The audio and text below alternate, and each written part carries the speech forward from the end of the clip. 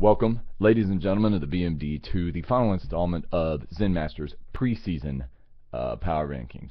It's been a long haul, mainly because, well, I never get anything done on time, so that's pretty much the main reason why. I blame Mids, though, as always, and I blame Jerry for putting too much pressure on me all the time. Too much pressure. But anyways, it's been a long haul. It's been a month or so of doing this, and I still stick by all of my rankings except one. And I think I would have lowered Big Truck to probably 4 and flipped Big Truck and Bad News Bears. So I now have Bad News Bears above Truck. Truck will be 4th. Sorry, Truck, just is what it is, buddy. You can't lie with facts and stats and everything that I've pulled out of my ass. So, but getting back to this momentous occasion, the number 1 team, according to my statistical analysis and my, well, I'm pretty much superior at everything fantasy football, so obviously I'd know who would be number 1. This team is the staple of the BMD. This team is what every other team strives to be. This team has been around since the beginning. Like Hogs is one of the Godfathers, but I would say is the Godfather, and Hogs would be sort of like an underboss. This team, let's see, 3 championships, I believe, since the league's inception, and pretty much just dominant every year. Although there has been a couple of bad years recently, seems to falter in the playoffs, has a pretty good regular season, and then falls apart in the playoffs. But I do believe this year is going to be different, and that's part of the reason why I have this person ranked number 1. And who do I have ranked number 1? Who could it be? That's right, it's me, the Zen Master, ranked number 1 in my preseason power rankings. And I will tell you why. Let's run down the roster real quick, and then I'll give you the reasons why. Roster-wise, quarterbacks has the best quarterback in the league. However, no depth. So basically banking, knock on wood, on Aaron Rodgers being healthy. If he gets hurt, then I'm in big trouble. Russell Wilson ain't likely he's going to do shit. I am, as always, on the lookout for a backup quarterback. But anytime I try and offer trade offers, a lot of people are considering their backup quarterbacks worth, like, I don't know, like quarterback 1 worthiness, and that just ain't going to happen. So, no, we'll see what happens. Maybe I'll pick up Matt Hasselbeck. Anyways, yeah, best quarterback, but no depth, so that's a problem. Running backs, I used to have the best running back squad in the league for quite a few years there, but due to some dumbass trades, that is not the case right now. We got Javid Best, who part of this rank is because I do believe Javid Best is going to have a full season. I think he's going to be in the Darren Sproles, Brian Westbrook role, more Sproles. And I think he's going to stay healthy. I just got a gut feeling, you know, and that's all I go on all these things anyways, is my gut feeling. So I think Javid Best is going to have a maybe not comeback player of the year worthy type season, but is really going to beast it up, I think. So after him, we got Chris Johnson. Chris Johnson, of course, faltered last year. Didn't look very interested in football. It looks like he's rededicated himself this year, apparently, according to news and notes and off-season activities. He's also trying to put on a little bit of weight. I just have a feeling he's going to get back to top 10 status. I don't think he'll be back to top 5 status, but I think he'll be a top 10 running back. And then we have DeMarco Murray, my pride and joy. I'm really high on DeMarco Murray. I think they finally, there in Dallas, realized that they have to run the ball. And I think they're averaging only like 6 to 8 rushing touchdowns a season for the team. So I think they figured that out this year. I hope they figure that out this year. I think DeMarco Murray is looking for a probably a 1,250 yard season. He might get about 300 yards to the air, probably upwards of 50 receptions. So that'll put him in probably top 5, top 6 running back status.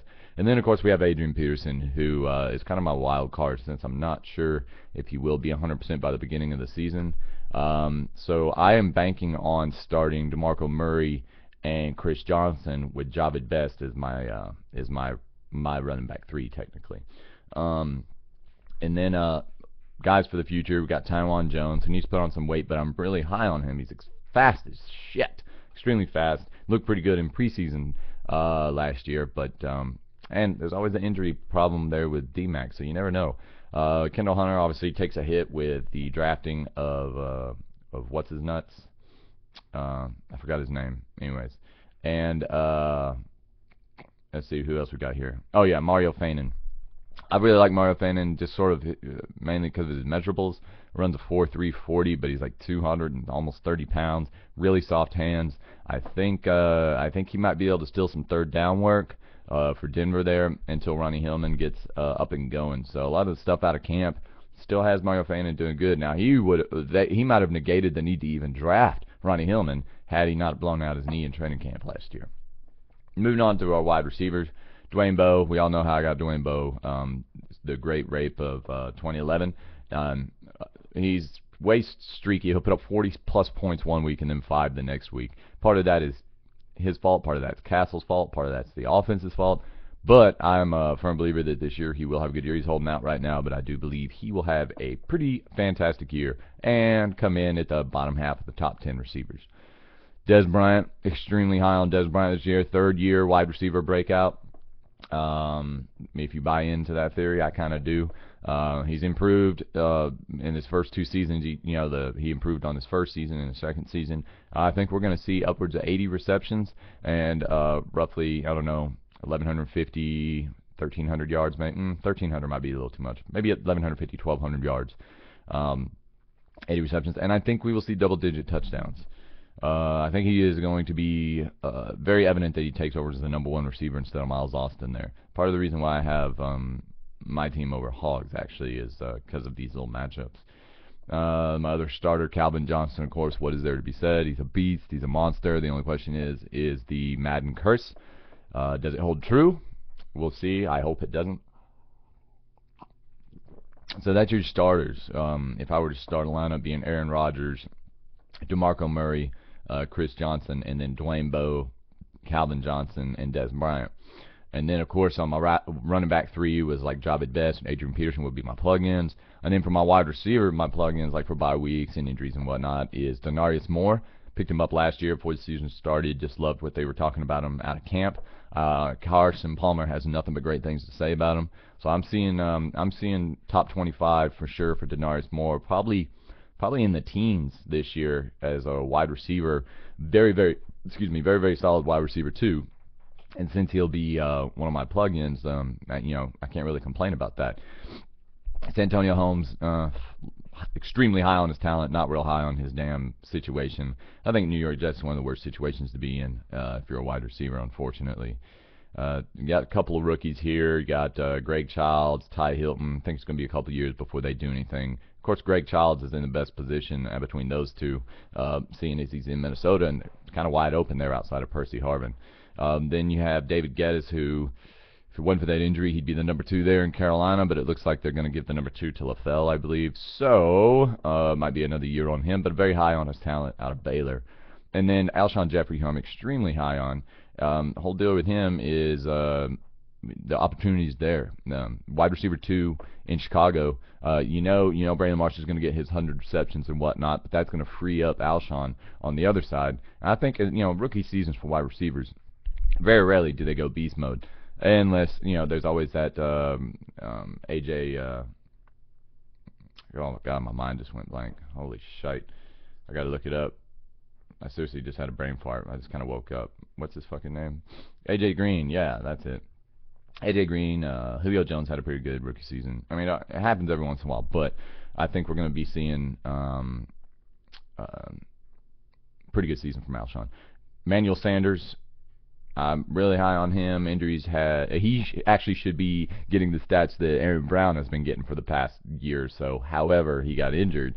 Emmanuel Sanders is widely considered the best route runner on that team, and I think the wide receiver 3 position there in Pittsburgh can have some value. And depending on what happens with Mike Wallace, we might see Emmanuel Sanders move up into the wide receiver 2 role. So then finally, Kendall Wright. I'm extremely high on Kendall Wright. I think he will have the better rookie season, actually, between all my rookie wide receivers, including Alshon Jeffrey. And I think we could see, maybe 50 receptions for him this season, which would be pretty impressive, especially in that offense. Moving on quickly. We're spending a lot of time on this team because it's the number 1 team, bitches. Tight ends. Michael Finley, I just traded, unfortunately, Brandon Pettigrew for a couple second-round picks, but I figured I'd get value while I could. So I got Michael Finley. Hopefully he has a bounce-back year. Martellus Bennett, he's just beasted up. He's like 290-something pounds, and he's supposed to only be like 6% body fat or some crazy shit. So we'll see what happens there. But I'm really, I got a lot of high hopes for Kellen Davis now that he's in that offense. Mike Tice calling the shots there, former tight end. You never know. We'll see what happens. Defensive ends, pretty high on the defensive ends I have, but I'm not going to go in depth on IDPs. Linebackers, I think Colin McCarthy and Sean Lee will be my every week starters. Carl Stansby, now moving into the middle linebacker role, should beast out. And then my safeties, Cam Chancellor and Darlin Stewart. Cam Chancellor is a monster. Anyways, so, ladies and gentlemen, that is your number one team. Give homage, give praise to the Zen Master, and maybe through some hard work you might be able to create a squad not unlike this beautiful team assembled. As for this season, what's going to happen is I'm going to fucking stomp a few people. I'm going to stomp Buck, because that's fate, I'm going to obliterate Neighbors, because I've really got to put a nail in the coffin on this whole mentoree thing, mentor student, whatever. It is quite obvious that I am the master now. So I just ask that all you bitches pay homage to me, send me your money, send me your praise, some poems maybe, whatever, your wife, whatever. But as for this season, I plan to fucking dominate. I'm tired of being nice and all that shit. Since I do believe in a little yin, little yang, there may be little snippets of niceness, but overall, I'm just going to stomp all your fucking faces in. So, I hope y'all are prepared for this season, and I hope y'all bring it, because this season of the BMD is going to be one of the better ones in its history. So, that's all of the rankings. Throughout the rest of the off season, I will just be talking shit, and hopefully one of y'all steps up and makes a video as well, because as of right now, it's just me basically stomping all y'all's bitch ass faces into the ground on YouTube. So see y'all later, motherfuckers.